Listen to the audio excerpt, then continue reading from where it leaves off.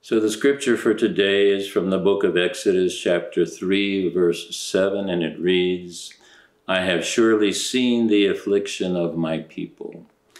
And the meditation is the following. A person could not have said this. Painful sounds often resonate in a soul to which the most sensitive human sympathy will not be able to respond. But the Father of those who grieve, who himself shows us the way of suffering, knows everything which takes place inside of us.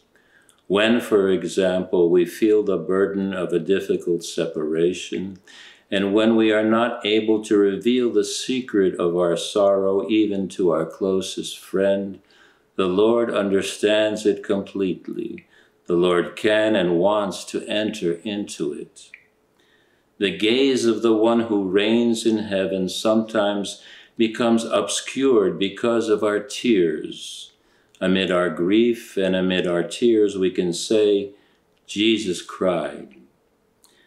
The people of Israel felt the burden of captivity for a long time.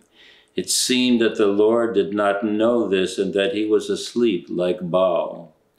But at that very time, his all-seeing eye looked with compassion on his people. He said, "I know their grief."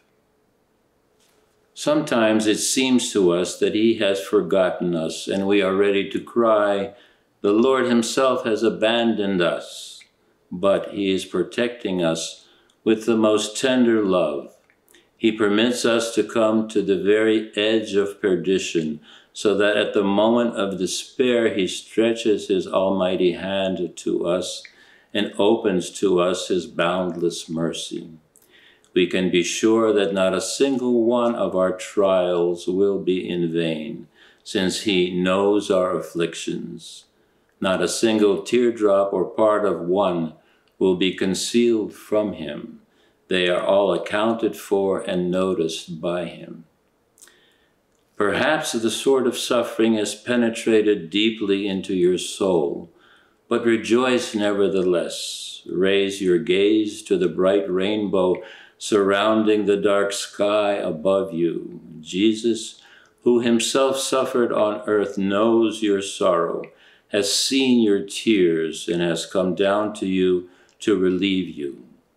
Even if clouds gather again after the rain, let us always be ready to say, "I fear no evil, for you are with me," as it says in Psalm 23, verse 4.